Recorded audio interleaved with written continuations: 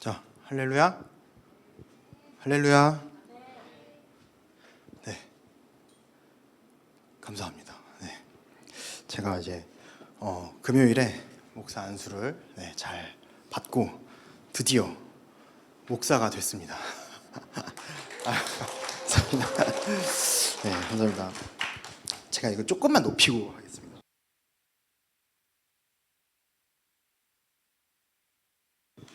네, 아직 그래서 실감은 나지는 않습니다. 네, 제가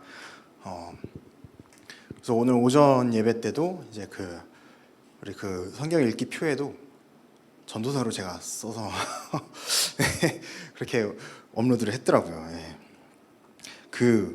2011년도에 축구 선수 박주영 선수가 있습니다. 여기 모니터 조금만 줄여주실래요? 네. 박주영 선수 다 아시죠? 네, 축구 선수 박주영. 네, 이제 프랑스의 AS 모나코라는 팀에 있었어요. 그 축구 선수가 완전 하위권이었어요. 그 팀은. 네, 축구를 많이 보신 분들은 아실 거예요. AS 모나코가 원래는 되게 명문 구단인데 되게 그 당시에 하위권에 있었습니다. 그런데 강등 위기에서 정말 극적으로 박주영 선수가 그때 멱살 잡고 그 강등권에서 구출해낸 그 기억이 납니다. 그래서 그때 거의 마지막까지 가서 이게 결정이 났어요. 이제 AS 모나코라는 팀이 강등이 되냐 안 되냐 딱 그 시점에 여기 소리가 너무 큰 것 같아요. 그래서 그 시점에 박주영 선수가 이제 거의 마지막쯤에 결정골을 넣고 그 골을 넣으니까 이제 막 감독이 막 우는 거예요. 감독이 이제 강등이 이제 안 돼가지고 이제 되게 기뻐서 막 우는 그 장면이 기억이 납니다. 그러던 와중에 박주영 선수의 그 이적설이 이제 슬슬 올라오기 시작해요. 그 팀이 이제 그 대단한 무려 잉글랜드 프리미어리그의 아스널이라는 팀에서 이제 그 이적 제의가 들어옵니다. 그리고 박주영 선수는 그렇게 AS 모나코라는 팀을 이렇게 강등권에서 탈출시켜 놓고 아스널, 잉글랜드의 아스널이란 팀으로 이제 이적을 합니다. 그래서 제가 그때 기억에 박주영 선수가 아스널로 이적이 완료되고 나서 아스널에서 뛰기 전에 이적은 이미 완료했어요. 유니폼 들고 사진까지 찍었어요. 사인까지 다 했어요. 그런데 그렇게 아스널에서 뛰기 직전에 국가대표 경기가 하나 있었어요. 네, 국가대표 경기가 이제 거기에 이제 차출이 돼서 박주영 선수가 이제 그 공격수로 뛰는데, 그런데 이제 네이버 스포츠 기사에 이제 박주영 선수가 그 국가대표 하기 전에 박주영이 국가대표에서 이제 뛴다. 요 기사가 떴어요. 근데 그 기사에 베스트 댓글이 제가 아직도 기억이 납니다. 그 베스트 댓글이 뭐였냐? 우리가 축구 경기를 보면 슈팅을 한번 빵 차요. 슈팅을 빵 차면은 그게 골이 되든 밖으로 나가든 그 밑에 그 자막이 뜹니다. 뭐가 떠요? 박주영 키 185 몸무게 몇 팀 아스널 이렇게 떠요. 그래서 그 네이버 스포츠 그 뉴스 기사 베스트 댓글이 뭐였냐?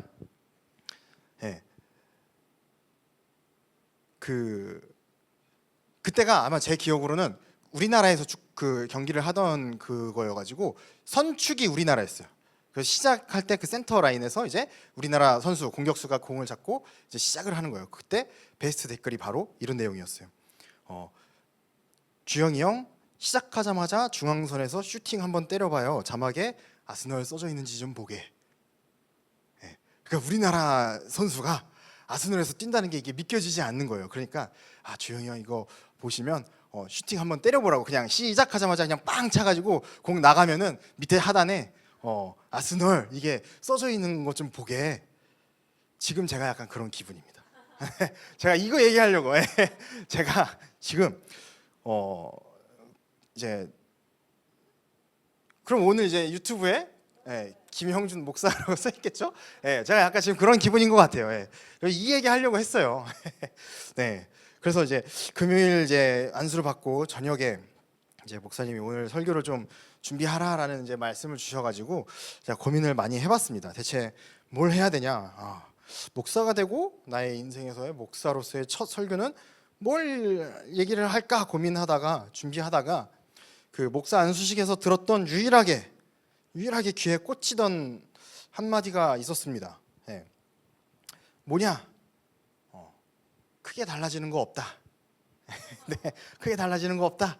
예. 그래서 그게 이제 마음에 확 떠올라서 그래, 뭐 크게 달라지는 거 전혀 없고 오늘도 여전히 우리는 저와 여러분 모두는 다른 거 특별한 거 말고 복음에 대해서 성경이 말하고자 하는 바 예수 그리스도의 진리에 대해서 나눠야겠다라는 생각을 했습니다. 그래서 앞으로도 제 목사로서의 인생에서도 다른 거 말고 오직 이거 성경을 통해서 하나님이 말씀하시고자 하는 바 예수 그리스도의 진리 그것만 이야기할 수 있도록 여러분 기도해 주시기를 부탁드립니다.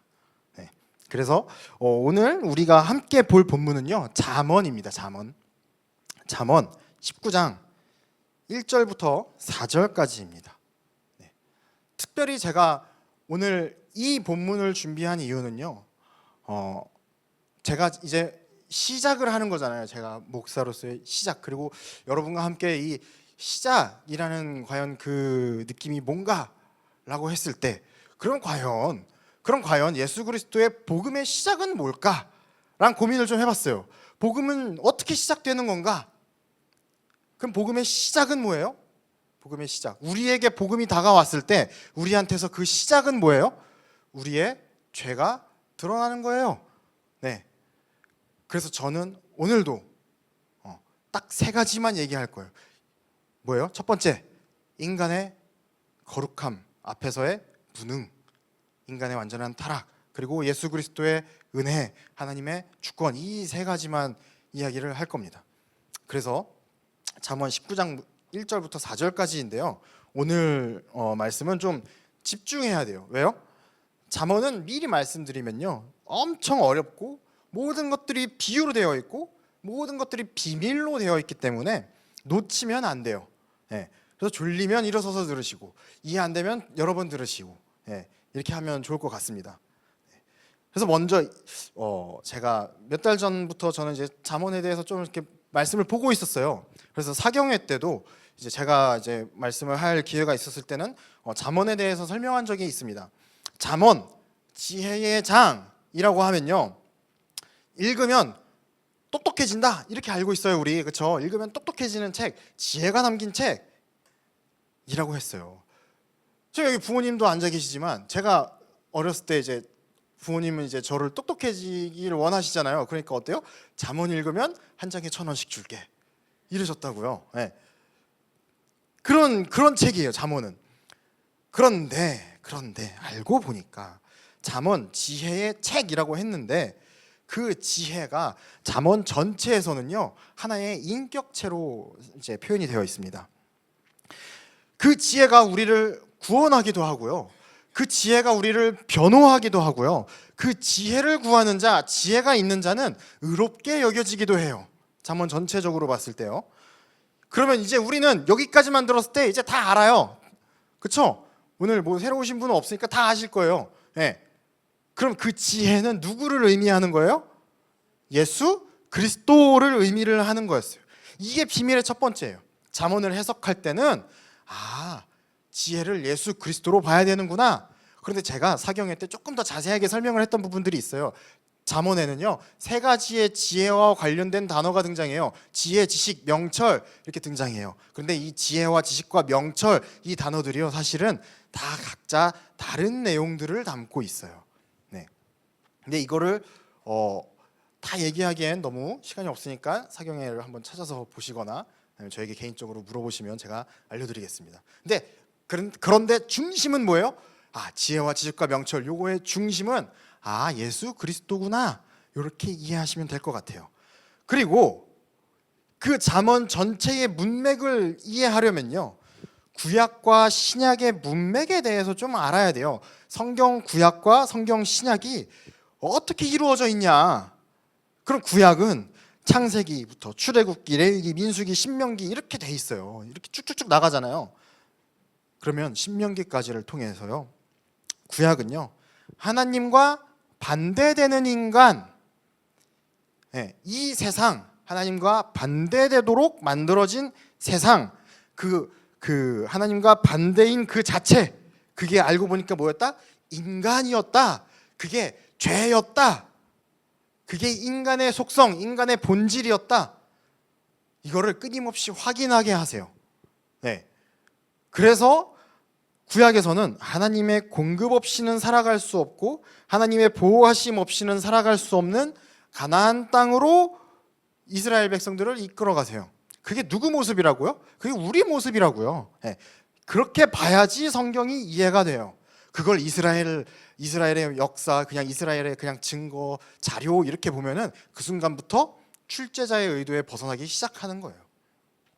그리고 나서 이제 민족, 이스라엘 민족이라는 모습 안에서 이제 인간, 개인이라는 그 한 존재가요, 뭐로 넘어가냐? 성막이라는 개념으로 넘어가기 시작해요. 그쵸? 네. 출애굽할 때 성막이 등장합니다. 그리고 가나안 땅에 도착해서 성전이 지어집니다. 성막 지성소는요, 결과론적으로 얘기를 하면요, 우리를 지칭합니다. 우리 한 사람 한 사람을 지칭을 해요. 그게 솔로몬의 시대로 가면서 성전으로 자리를 잡죠. 그런데 그 성전이 어떻게 돼요? 구약 끝에쯤에 가면은 함락이 되죠. 성전이 불타고 무너지죠. 그거 누가 무너뜨리시는 거예요? 그거 뭐 아수르가 무너뜨리는 거예요? 그거 뭐 바샤가 뭐 페르시아가 무너뜨리는 거예요? 아니죠. 그거 누가 무너뜨리시는 거예요? 그거 하나님이 무너뜨리시는 거예요. 하나님이 허락하지 않으면 성전은 무너지지 않았어요. 근데 성전은 결과적으로는 무너졌어요. 그게 누구 모습이라고요? 우리 모습이라고요. 그걸 알려주시는 거예요, 성경을 통해서. 그리고 그게 인간의 모습이다. 그러면 그 무너진 성전 누가 다시 세운다라는 거예요? 예수 그리스도께서. 예수 그리스도께서 그 성전, 무너진 성전을 헐라라고 하시잖아요. 그 타락한 성전을 헐라라고 하시잖아요. 그럼 어떻게 해요? 3일 뒤에 내가 세운다. 이 얘기가 무슨 의미예요? 부활한 예수 그리스도로 우리의 성전이 다시 세워집니다 라는 거였어요. 그래서 우리 안에 그 성전이 있다라고 저는 여러 번 얘기를 했어요. 우리 안에 그 성전, 무너진 그 성전이 헐어버리고 예수 그리스도로 새 성전이 우리 안에 들어오면 우리 안에 제사장과 제물로 예수 그리스도가 계시고 성전이 덮여졌어요. 그러면 그 상태를 예수 그리스도로 내가 옷 입혀졌다라고 한다고 했죠. 그러면 어때요? 내 안에 예수 그리스도가 계시고 내 밖에 예수 그리스도가 계시고 주가 내 안에 내가 주 안에, 요 상태를 신약에 와서는 교회라고 부른다고 했어요. 그런데요, 이제 신명기와 열왕기와 구약의 내용들을 통해서 뭘 알려주고 있었냐? 성전의 무너짐, 성전의 타락함을 보여줍니다. 요게 잠언의 바로 앞가지의 내용이 이 내용이에요. 성전이 타락했습니다. 성전이 무너질 것입니다. 성전이 무너지고 이스라엘이 망했습니다. 그리고 성전을 막 재건하려고 하는 그 중간에 갑자기 뭐가 등장하냐? 욥기, 시편, 잠언, 전도서가 등장을 해요. 그럼 성전이 무너졌는데 성전을 재건하는 게 누구라고요? 예수 그리스도라고요. 구약의 말대로 하면 메시아라고요. 그때부터 메시아, 예수 그리스도에 대한 이야기가 본격적으로 이제 등장하기 시작합니다. 욥기 누구 이야기라고 했죠? 욥기도 예수 그리스도의 이야기라고 했어요. 욥기의 고난, 우리의 고난이에요? 대입할 수 없어요. 욥은 끊임없이 자신을 의롭다라고 얘기를 해요. 그러면 그 의로운 자의 고난 누구 내용이에요? 예수 그리스도의 내용이에요.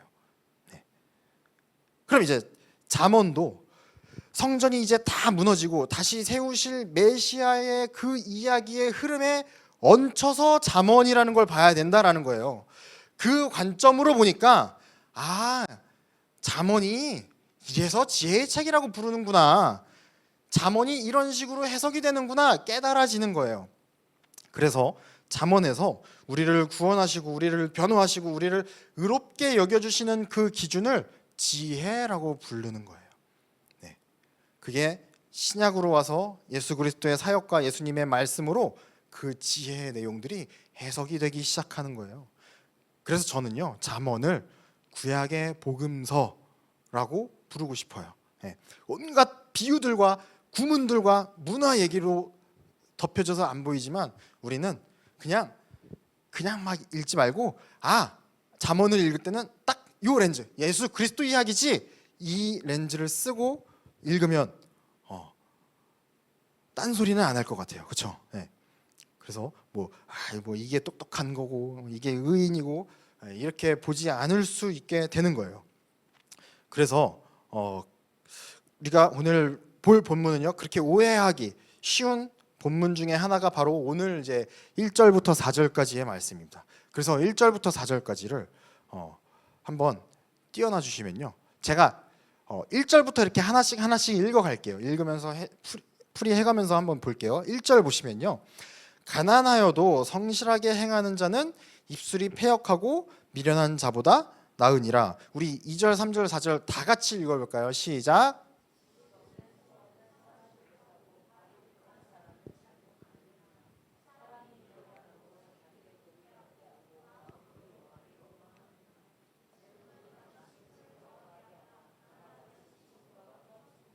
아멘. 네. 딱 보면요, 그냥 도덕적이고 그냥 윤리적이고 재물은 어떻다, 가난은 어떻다, 그냥 알려주는 내용 같아요. 그런데요, 1절 보시면요, 가난하여도 성실하게 행하는 자는 입술이 패역하고 미련한 자보다 나으니라. 그러니까 우리가 좀 좀 가난하게 살지만 성실하게 살면은 그 막 입술로 막 욕하고 뭐 패역하고 그냥 미련한 자보다는 조금 낫겠네. 그냥 뭐 가난해도 그냥 성실히 살면 좋은 게 좋은 거, 이런 내용이 되어 버리는 거예요. 이제 이런 내용이 되어 버리는 거예요. 우리는 뭐에 관심이 있어요? 예수 그리스도를 알아가는 거에 관심이 있어요. 그렇죠? 네.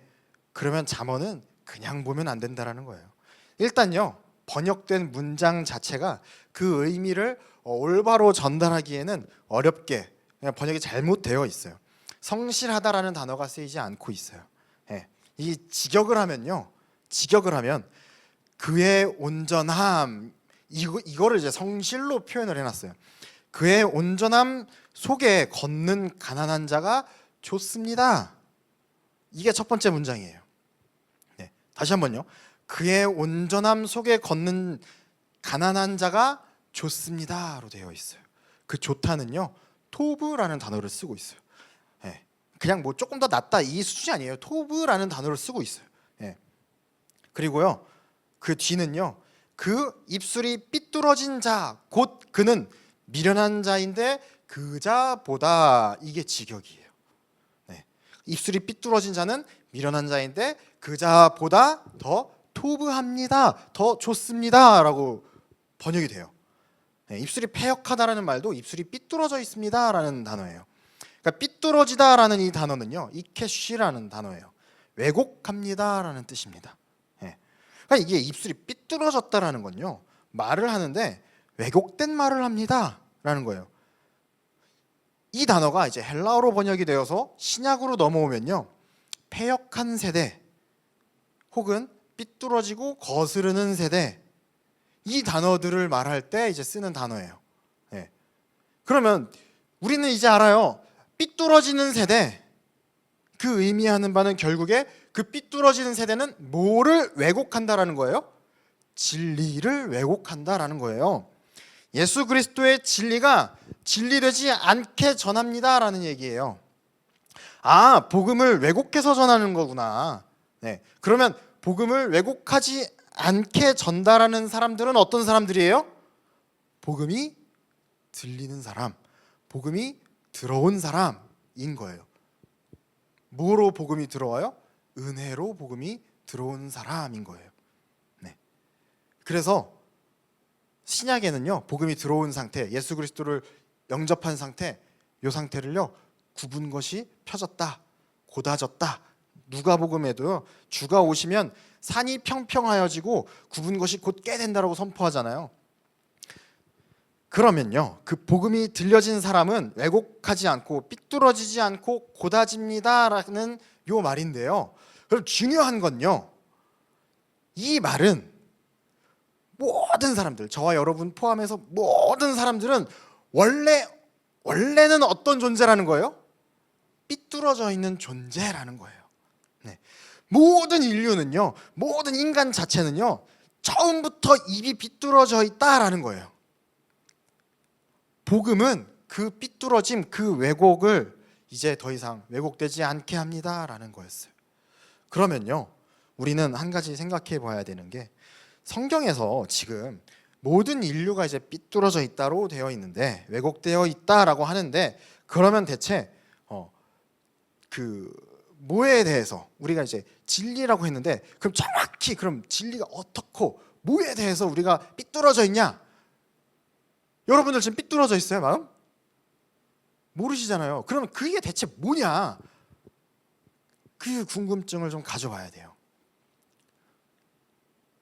여러분, 그 세상에서 제일 멋있고 제일 완벽한 악기가 뭐라고 생각하세요? 네, 제일 멋있고 제일 완벽한 악기. 뭐 일렉이에요? 뭐 드럼이에요? 다 틀렸습니다. 세상에서 제일 멋있는 악기는 베이스입니다. 웅성. 세상에서 완벽하고 제일 멋있는 악기는 베이스 기타예요. 왜요? 줄이 4개밖에 없어. 네. 그리고 한 번 울리면 딱 어때요? 심장을 울려요. 그렇죠? 동의하시죠? 세상에서 제일 멋있는 악기는 베이스. 저 베이스 전공이거든요. 네. 세상에서 제일 멋있는 악기는 베이스 기타입니다. 눈빛 봐봐요 지금. 네. 그러면 요게 이제 뭐냐? 자, 그럼 생각해 봅시다. 지금 제가 질문을 했잖아요.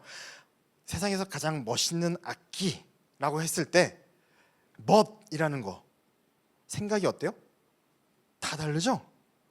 우리 예혁 형제 같은 경우에는 뭐가 제일 멋있어요? 일렉이 제일 멋있을 거예요. 그렇죠? 아니에요? 네, 뭐 일렉이 제일 멋있어요. 네. 멋이라는 그 하나의 속성에 대해서 절대적이고 명확한 기준이 있냐는 거예요. 없죠? 여러분들 지금 머릿속으로 뭐 바이올린도 생각하고 드럼, 일렉, 베이스, 건반 뭐 다 생각했을 거 아니에요. 명확한 기준이 있어요? 없어요. 그런데 제가 방금 뭐 한 거예요? 제가 방금 여기에 서가지고 베이스가 제일 멋있습니다 라고 외치는 순간 제가 뭘 제시한 거예요? 기준, 명확한 하나의 기준을 제시한 거예요. 그 기준이 하나야, 베이스 기타야. 제가 지금 이걸 한 거예요. 그러니까 어때요? 에이, 바로 나와요. 웅성웅성해요. 예. 예. 이것처럼요, 우리 인간이라는 존재는요, 이런 사고들, 이런 요소 하나하나에 대해서 어떤 거를 발견할 수 있어요? 아, 나한테 기준이 있었구나. 나만이 갖고 있는 기준, 내가 생각하는 멋이라는 기준, 아름다움이라는 기준, 좋음과 같은 맥락으로 뭐가 좋고 뭐가 나쁘고 나한테 기준이 있었구나. 여러분, 요런 거를 하나 생각하다 보면요, 결국에 뭐로 이끌어져요? 진리는 뭘까로 이끌어져요. 우리 인간은 그런 존재예요. 인간은요, 이럴 수밖에 없어요. 왜요? 이 세상은 어때요? 이 세상이 무한할까요? 유한할까요? 이 세상은 어때요? 유한하다고요. 네, 언젠가 불타 없어진다고요. 그게 뭐예요? 절대성이 없다라는 거예요. 이 세상은 절대적인 게 아무것도 없어요. 그렇죠? 만타 블랙, 뭐 그 색깔 중에 가장 검은색, 그게 기준이 될 수 있어요? 없어요. 왜요? 그 색깔들 또한 반사된 빛을 보는 거잖아요. 그게 원래 검은색인지 아닌지 우리는 구분을 할 수조차 없어요. 그래서 인간은요, 그래서 인류는요, 자신들이 가지지 못한 그 절대성, 그 완전함을 추구하기 시작합니다. 이 완전함을 추구하는 단어, 이 완전함에 이르고 싶어 하는 단어, 내가 그 절대적인 걸 한번 이루어 보겠다라는 그 단어를요, 이거 너무 논리가 길지만요, 결과부터 말씀을 드리면 그 단어를 성경에서는 탐욕이라고 지정을 해놨어요. 욕심이라고 표현을 합니다. 바로 그 탐욕, 내가 절대성을 이루고 싶어 하는 것, 그걸 뭐라 그래요? 그래서 모든 일만하게 근원은 탐욕이다라고 하는 거예요. 이게요, 우리 같이 종교가 있는 사람들, 밖에서 지금 예배드리고 어떤 종교를 가지고 살아가는 종교인들에게는요, 거룩, 의, 이런 것들로 표현이 되고요. 그렇지 않은 사람들 있잖아요. 그냥 믿지 않는 사람들한테는 그게 어떻게 드러나요? 뭐 삶의 목표, 안정적인 가정, 아니면 뭐 성공, 뭐 뿌듯함, 자아실현, 봉사, 이런 것들로 그 절대성을 추구하는 마음이 드러난다라는 거예요. 우리 인간은, 우리 저와 여러분 모두는요, 여기서 벗어날 수가 없어요. 그렇죠? 제가 맨날 하는 비유 있잖아요. 내가 오늘 이 옷을 왜 입고 갔냐? 내가 보기에 멋있어 보니까 입고 왔다. 그럼 나한테는 멋이라는 기준이 있는 거예요. 그게 뭐라고요? 탐욕, 욕심, 이게 죄였다라는 거예요. 이러한 상태를 왜곡되어 있습니다 라는 거예요. 뭐에 대한 왜곡이에요? 절대성, 완전함이라는 거에 대한 왜곡이에요. 네. 그런데 유일하게 왜곡되지 않은 완전함에 대해서 나와 있는 책이 하나 있죠. 그 책이 뭐예요? 성경, 진리예요. 그 성경에는요, 절대로 변하지 않고 완전하고 거룩에 대해서 그 자체이신 그 객체를 하나님, 그분을 절대적인 분, 완전하신 분, 신, 하나님이라고 부른다고요. 여러분, 그래서요, 인류는 다 왜곡되어 있으니까요, 자신들의 기준을 갖고 살아갈 수 있도록 창조가 되어 있는 거예요. 그래서 무신론자들 있잖아요. 무신론자들이 나는 종교가 없어요, 나는 신을 믿지 않아요 라고 말하는 것도, 그럼 그것도 거짓말이에요. 뭐예요? 그 사람들도 무신론이라는 절대성, 탐욕을 갖고 살아가고 있는 거예요. 네. 그런 절대성에다가 우리가 복음을 전해. 그럼 어때요? 기준을 제시해 버리는 거예요. 마치 제가 아까처럼 완벽하면 베이스 기타입니다 라고 하는 것처럼. 그래 버리면 어떻게 돼? 에이, 바로 나오는 거예요. 이게 인간의 본질이라는 거예요. 그래서 우리에게 주어진 유일하게 왜곡되지 않은 한 가지, 그 한 가지는 바로 인류는 무능하고 무익하고 은혜로 주어진 성령으로 인해 그 무능하고 무익한 인류를 우리의 구세주이신 예수 그리스도를 믿게 하시고 그 모든 과정을 하나님의 주권으로 이루어가고 계십니다라는 그 진리만 왜곡되지 않았어요. 그 진리만 단 한 번도 변한 적이 없어요. 그래서 여러분, 우리 모두는 다 왜곡되어 있었습니다. 믿으십니까? 네. 우리가 해왔던 모든 선택들, 우리가 삶에서 해왔던 모든 선택들이 다 그 증거라니까요. 그런데 이제 그 왜곡됨, 그 죄성이 우리 안에서 드러나기 시작해요. 그 드러나게 하시는 분이 바로 성령님 보혜사라고 성경은 이야기합니다. 그렇게 드러나서 내가 그 왜곡되어 있었구나, 내가 죄인이구나 라는 그 사실, 그게 뭐라고요? 그게 성령의 역사라고요. 그래서 나는 이 왜곡됨에서 벗어나지 못합니다, 그 고백, 나는 죄입니다, 나는 죄 자체였습니다라는 그 고백이 우리를 하나님 앞에서, 거룩 앞에서 그 고백이 터져 나오면 우리는 아무것도 할 수 없음을 받아들이게 됩니다. 그 상태를 뭐라 그랬죠? 가난함이라고 했죠. 여기서 1절에서 그의 온전함 속에 걸어가는 자가 가난한 자다 라고 하죠. 예수님이 이렇게 말씀하시잖아요. 가난한 자는 복이 있습니다, 천국이 그들의 것입니다. 그래서 여러분, 우리의 가난함, 우리의 무능, 그 온전함 앞에서 그 우리가 아무것도 할 수 없다는 것이 드러나게 됨을 여러분의 인생에서 기대하시기 바랍니다. 아멘. 온전하고 거룩함 앞에서 우리가 아무것도 할 수 없다는 그 사실이 여러분 삶에서 드러나길 기대하시길 바랍니다. 그게 역설적으로요, 예수 그리스도로 덮여져 예수 그리스도의 온전함을 입게 되는 시작이었던 거예요. 네. 그리고 그 예수 그리스도로 덮여졌을 때 뭐라고 하신다고요? 하나님이 보시기에 좋았더라, 토브라고 하신다고요. 이 토브, 좋다라는 말에 좀 복음적인 의미를 이해하기 위해서는요, 우리는 이 본문을 봐야 합니다. 골로새서 1장 15절 16절. 네. 그는 보이지 아니하는 하나님의 형상이시오 모든 피조물보다 먼저 나신 이시니, 이거 지금 누구 얘기하는 거예요? 예수님 얘기하는 거예요. 어떻대요? 모든 피조물보다 먼저 나셨대요. 천지창조에서 우리 배웠죠. 제일 처음에 만들어진 게 빛이라고요. 누구 얘기하는 거예요? 예수 그리스도 얘기하는 거라고요. 16절 보시면 만물이 그에게서 창조되되 하늘과 땅에서 보이는 것들과 보이지 않는 것들과 혹은 왕권들이나 주권들이나 통치자들이나 권세들이나 만물이 다 그로 말미암고 그를 위하여 창조되었고, 요 얘기가 뭐냐면요, 예수 그리스도가 빛으로 창조되셨는데 만물이 그에게서 창조되되 만물이 다 그로 말미암았다. 이건요 어떤 이미지를 갖고 있냐? 빛 안에 만들어져 있었습니다라는 이야기예요. 그래서요 요한복음 1장 3절 4절에는 이렇게 고백을 합니다.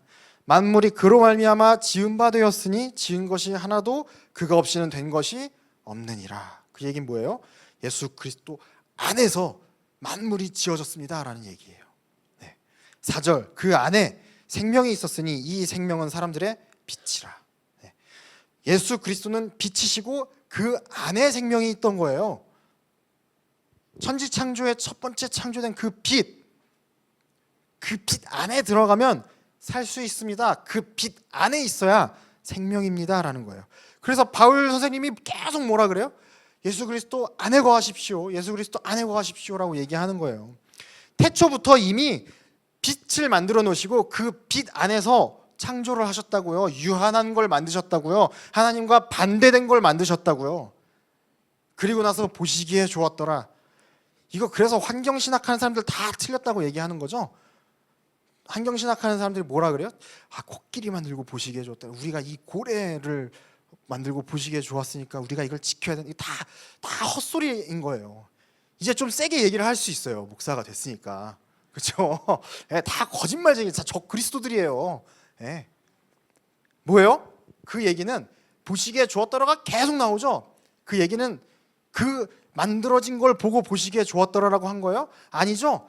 빛 예수 그리스도를 보고 하나님이 보시기에 좋은 건 예수 그리스도밖에 없는데 모든 피조물이 다 어디 안에 있었더라는 거예요? 예수 그리스도 안에 있었기 때문에 빛으로 가려져서 빛만 보여서 하나님 보시기에 좋습니다라는 표현이 나온 거예요.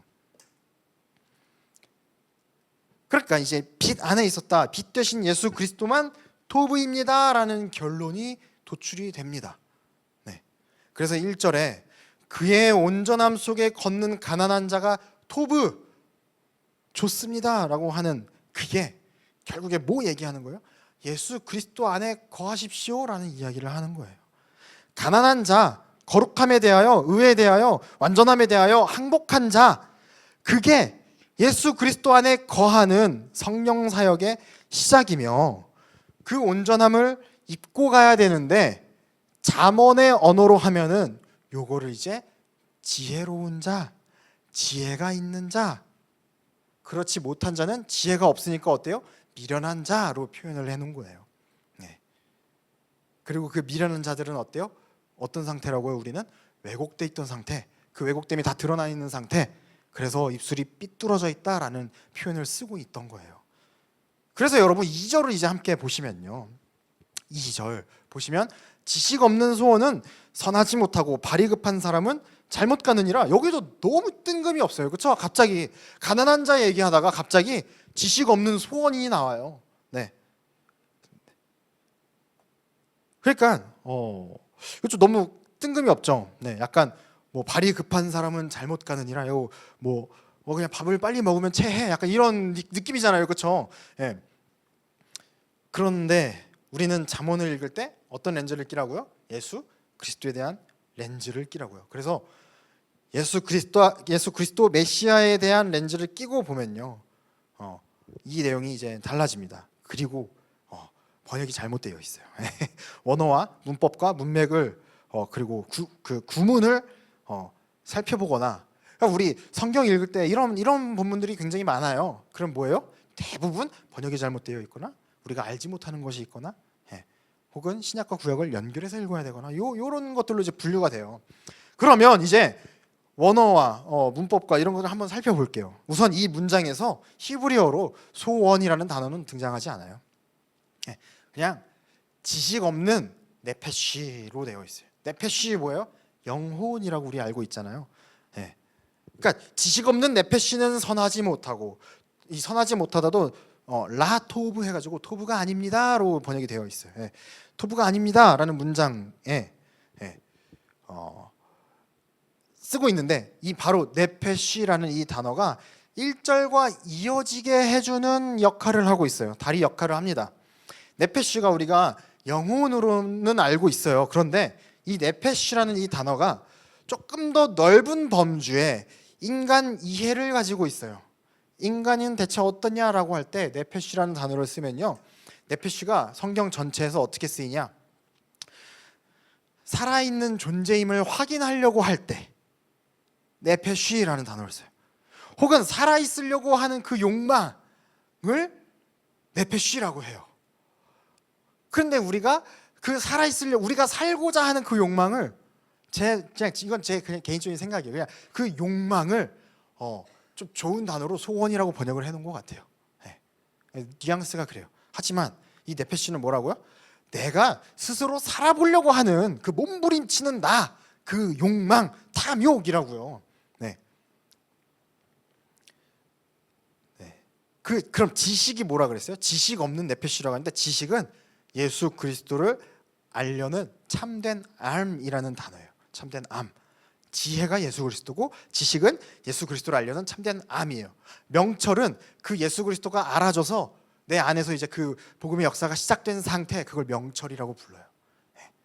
결국 진리를 통해서 내 안에, 내 밖에 예수 그리스도로 덮여지고 내 안에 계시고 그렇게 해서 알게 되는 그 예수 그리스도에 대한 암이 없는 네페쉬, 그 알미 없는 예수 그리스도를 빼고 살아보려고 하는, 생명을 얻어가려고 하는 그 욕망, 그걸 이제 네페쉬라고 하죠. 예수 그리스도 안에 있어야 살 수 있는데, 그 안에 생명이 있어라고 하는데, 성경은 그렇게 하는데, 그 예수 그리스도가 누군지는 알려고 하지도 않고, 그분이 하신 사역에 대해서 어떤 의미가 있는지 궁금해하지도 않고, 그 가르침, 예수 그리스도의 가르침, 그 진리가 정말 뭘 말하려고 하는지도 알아가지 않고, 그냥 그 종교적이어 보이고, 목사 한수식 때 봤잖아요. 종교적이하고 그 거룩해 보이려고 하는 것들을 통해서 생명을 얻으려고 하고, 결국 나의 의로, 나의 거룩으로 완전함을 성취하려고 하는 욕망, 그걸 네페쉬, 지식이 없다라고 이야기를 한다고요. 그렇게 해서 경건의 모양, 완전의 모양은 갖출 수는 있으나 뭐가 아니다? 그게 토부는 아니다라고 지금 이야기하고 있는 거예요. 그게 토부는 아닙니다. 그거는 선한 게 아닙니다라고 얘기하는 거예요. 그 네페쉬, 그 소원이라는 단어가요, 이제 아시겠죠? 희망적이고 어떤 그런 단어가 아니고요, 욕망이었다고요. 욕망. 그러면서 뭐라 그래요? 발이 급한 사람은 잘못 간다라고 해요. 급하다라는 단어가요, 그냥 급해, 뭐 이렇게 빨리빨리 이런 단어가 아니고요. 이 단어의 원래 뜻은요, 성급함, 자기 힘으로 달려감이에요. 그래서 네페쉬, 그 욕망으로 완전함을 이루려고 하는 그 자는 어떻다라는 거예요? 자기 힘으로 달려가려고 합니다. 토부가 아닌데 자기 힘으로 달려가려고 합니다. 잘못 갑니다라고 되어 있어요. 잘못 간다라는 단어는 하타라는 단어를 쓰고 있어요. 그 하타는 표적에서 빗나갑니다라는 뜻이에요. 뭐예요, 이거? 뭐예요? 5글자로 헬라어로 하마르티아. 관역에서 빗나갑니다. 이게 뭐라고요? 죄라고요, 죄. 이게 인간의 본질이었다고요. 완벽함, 온전함을 이루려고 하는 우리 모습을 통해서 뭘 확인할 수 있다는 거예요? 오히려 이 모습이 죄였구나. 제가 목사가 됐다고 제가 더 나은 사람이 되나요? 아니죠. 저는 똑같아요. 저는 여전히 세상에서 제일 완벽한 악기는 베이스라고 생각을 해요. 전혀 우리들이 어떤 무슨 짓을 한다고 해서 더 나은 사람이 될 수 있어요? 없어요. 벗어날 수 있어요? 없어요. 그렇다고 해서 우리가 그 죄에 대해서 눌릴 필요가 있어요? 없어요. 그렇다고 해서 우리가 그러면 아무것도 하지 말아야지, 이거 올바른 반응이에요? 아니라고요. 그렇게 돼버리면 구원파라고요. 그럼 어떻게 해야 돼요? 오히려 예수 그리스도께서 나를 이만큼 더 사랑하셨구나, 이만큼 내게 그 은혜가 있었는데 내가 몰랐다가 이제 깨달았구나, 내가 숨쉬고 행동하는 하나하나가 다 죄라는 증거인데 그 증거가, 그 드러남이 나를 살리시는 성령님의 역사였구나. 우리가 할 수 있는 것은요, 최선을 다해서 열심히 살아가다가요, 예수 그리스도를 날마다 더 알아가면서 그 지식, 지혜, 명철, 그 삶을 이루어가면 되는 거였어요. 그래서 3절부터는요 그 왜곡돼 있고 그 죄된 인류에 대한 설명이 등장을 합니다. 3절 보시면요, 사람이 미련함으로 자기의 길을 굽게 하고 마음으로 여호와를 원망하느니라 라고 되어 있어요. 사람, 아담을 쓰고 있어요. 아담. 이 단어는요 히브리어에서는 그냥 인류 전체의 상태를 의미를 합니다. 원래 어떻다라는 거예요. 원래 사람은 원래 미련하다, 지혜가 없다, 이런 거예요. 지혜가 없는 상태에 있으면 어떻게 된다라는 거예요? 자기의 길을 굳게 합니다 라는 거예요. 근데 이 길이라는 이 단어가요, 이게 또 내 앞길을 굳게 하고 내 스스로에 대해 살아가는 어떤 이런 거를 굳게 하는 그런 뜻이 아니에요. 이 길이라는 단어는요 우리 존재의 행로를 의미합니다. 그게 굽어진다라는 거예요. 그러니까 이게 무슨 뜻이냐면요, 내가 어떤 존재라는 걸 인식하고 살아가는데 내가 목사고 내가 회사원이고 내가 뭐로서 내가 살아가는데 그 존재의 그 인식된 그 상태가 삐뚤어져 있습니다라는 거예요. 그 존재 행로가 비틀어진다라는 거예요. 그게 뭐라고요? 그게 우리 상태였다고요. 그런 상태에 있는 사람은 어떻게 된다고요? 마음으로 여호와를 원망하느니라 라는 거예요. 계시록 16장에서 그래서 사람들이 어때요? 계시록 16장 보면요, 세상이 재앙을 계속 받아요. 넷째 천사가 대접을 해 쏟아요. 그래서 사람들이 불타요. 그 와중에도 어떻다고요? 하나님을 원망합니다 라고 써 있다고요. 이게 우리의 본래 모습이라는 거예요. 왜요? 나는 옳다고 생각했던 것들, 내 가치관, 내 기준, 세상의 흐름 종합적으로 이성적으로 판단했을 때 내가 맞거든요. 그런데 성령님께서 우리의 이런 상태, 이런 죄성을 고발하지 않으면 우리는 평생 이 상태라는 거예요. 그리고 이런 상태에 있다가 여러분들, 우리 모두는 복음을 믿잖아요, 그렇죠? 복음이 처음 들어오면 어떻게 되냐? 그게 마태복음 21장에 잘 나와 있습니다. 마태복음 21장 9절부터 11절까지 보시면요, 앞에서 가고, 이거 종려 주일에 대한 이야기예요. 앞에서 가고 뒤에서 따르는 무리가 소리 높여 이르되 호산나 다윗의 자손이여 찬송하리로다, 주의 이름으로 오시는 이여 가장 높은 곳에서 호산나 하더라. 예수께서 예루살렘에 들어가시니 온 성이 소동하여 이르되 이는 누구냐 하거늘 무리가 이르되 갈릴리 나사렛에서 나온 선지자 예수라 하니라. 우리는 배웠어요. 아까 성전이 누구를 뜻한다고요? 우리를 뜻한다고요. 그리고 그 성 밖에서 호산나 다윗의 자손이여 찬송하는 그 소리가 들려요. 이게 복음입니다, 복음입니다 라는 소리가 들리는 거예요. 그 소리가 들리다가 이제 예수님이 나귀를 타고 이제 들어오시죠. 들어오시니까 어때요? 10절에서 온 성이 소동하여 이르되 이는 누구냐 하거늘. 이 소동하다 라고 할 때 이 소동하다가 긍정적인 소동이 아니에요. 두려워합니다, 분개합니다 라는 단어예요. 이게 뭐라고요? 복음이 절대적인 기준이 우리에게 왔을 때 우리에게서 나오는 반응이에요. 왜곡된 자에게서 나오는 반응이에요. 아까 뭐예요? 제가 베이스가 완벽하다라고 하니까 나왔던 반응. 그 반응인 거예요. 그리고 나서 뭐라 그래요? 11절에 우리가 이르되 갈릴리 나사렛에서 나온 선지자 예수라 하니라. 예. 이게요 그냥 우리가 보니까 그냥 뭐 갈릴리 나사렛 예수래 이렇게 보이잖아요. 이게 비유를 하면요 뭐 이탈리아나 뭐 프랑스의 이제 패션쇼 같은 데 가가지고 이제 막 유명한 사람들 막 서 있는데 밖에서 막 웅성웅성해 뭐 패션계의 뭐 절대자가 등장했다 막 그러면서 다 등장했어. 야 근데 어디 출신이래 어디 출신이래 하는데 저기 대한민국의 충북 괴산 출신이래. 그러면 어때요? 사람들이 인정해요 안 해요? 안 하죠? 그런 내용이에요. 나사렛은 시골이에요. 네, 시골이에요 시골. 그러니까 이런 뉘앙스라고요. 그러니까 성경은 이렇게 되는 인간의 본성들을 계속해서 끊임없이 폭로하고 있었던 거예요. 왜요? 왜 이 죄성들을 폭로하고 있어요? 그 죄성이 폭로되어서 인간이 죄라는 그 사실이 바로 복음의 시작이기 때문이에요. 네.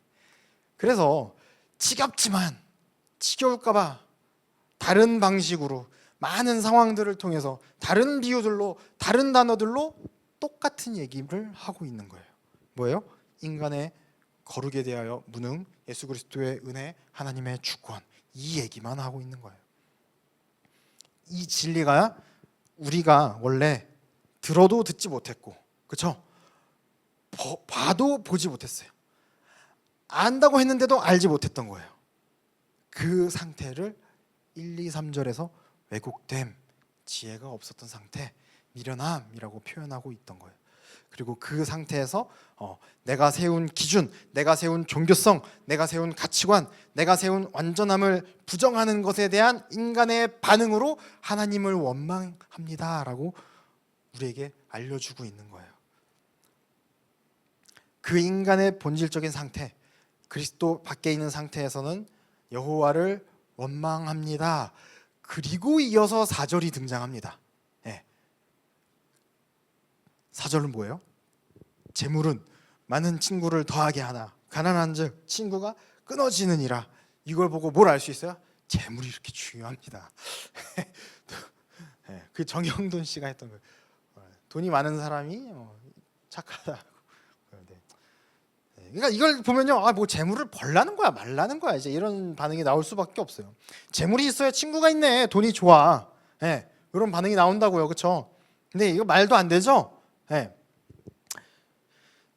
재물은 어때요? 이건 말도 안 돼요. 왜요? 재물이 많으면 재물이 많은 친구가 생기고 재물이 없으면 재물이 없는 친구가 생기죠. 네. 가난하면 가난한 친구가 붙죠. 네. 그렇죠. 네. 그래서 우리가 친구잖아요. 그래서 우리들이 다 친구가 될 수 있는 거잖아요. 그렇죠. 네. 네. 그래서 인간의 본성 그 상태에서 어떻게 되냐? 네. 왜곡된 길 인생의 여정에는 어떤 일이 일어나냐라는 걸 지금 보여주는 게 4절이에요. 재물은 많은 친구를 더하게 하고 가난한즉 친구가 끊어진다라는 거예요. 네. 여기에서 우리가 꼭 알아야 하는 것은요, 이 히브리어 문장이 쓰여져 있는 방식은요, 굉장히 무언가를 강조하는 방식으로 쓰여져 있어요. 재물이라는 단어를 제일 앞에 놨어요. 재물을 앞에 두고 재물 친구가 붙게 함, 그리고 다음 문장으로 가난 친구가 끊어지게 함. 그러면 이 구문이 뭘 제일 강조하냐? 재물을 제일 강조하는 거예요. 이 본문에서 뭐를 제일 강조하고 있냐? 재물이 뭐냐? 이걸 지금 이야기하고 있는 거예요. 그런 의미예요.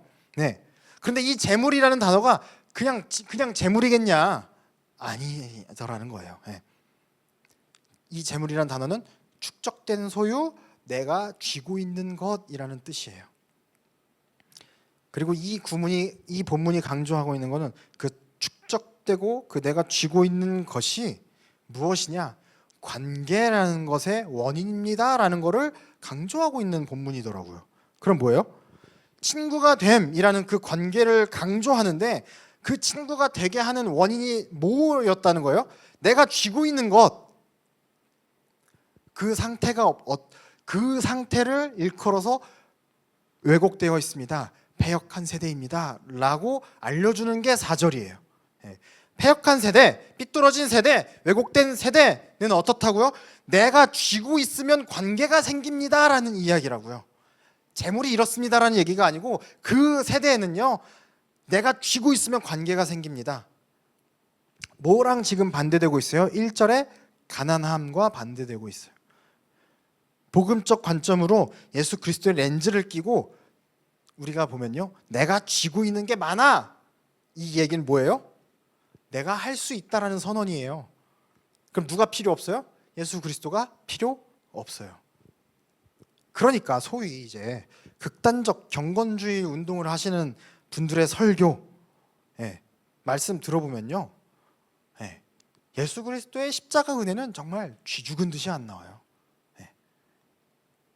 그분들한테는 스마트폰이 예수님보다 더 세요. 제가 청소년 집회 같은 데 가서 이제 이렇게 반주해주고 하는 그런 단체가 이제 그런 극단적 경건주의를 이제 운동하시는 단체예요. 어때요? 그러면 스마트폰이 일만하게 근원 해가지고 핸드폰을 싹 걷어요. 그리고 뭐라고까지 광고를 하냐면, 여러분들이 원하시면 이 스마트폰을 저희 선교단체에서 보관하고 한 달, 두 달, 세 달 있다가 다시 보내드립니다. 이렇게까지도 한다고요. 그러면 부모님들은 어때요? 교육엔 너무 좋죠. 교육엔 너무 좋아요. 부모님들 그 이제 혹해서 세 달 동안 이제 스마트폰을 압수해서 그 선교단체에 이제 서랍에 넣어놓는 거죠. 여러분 너무 좋아요. 너무 좋은 운동이에요. 하지만 복음은 아니에요. 그걸로 구원을 받을 수 없어요. 그러면서 뭐라고까지 얘기해요? 제가 아직도 이제 기억이 납니다. 이제 이런 운동을 하셨던 분의 어떻게 보면 대부 같은 분이죠. 박보영 목사님이 이제 옛날 이제 설교들을 들어보면요, 팔을 하나 잘라내고 눈을 뽑아서라도 죄를 짓지 말아야 합니다라고 한다고요. 그러니까 이게 이제 이게 말이 안 되는 거죠, 그렇죠?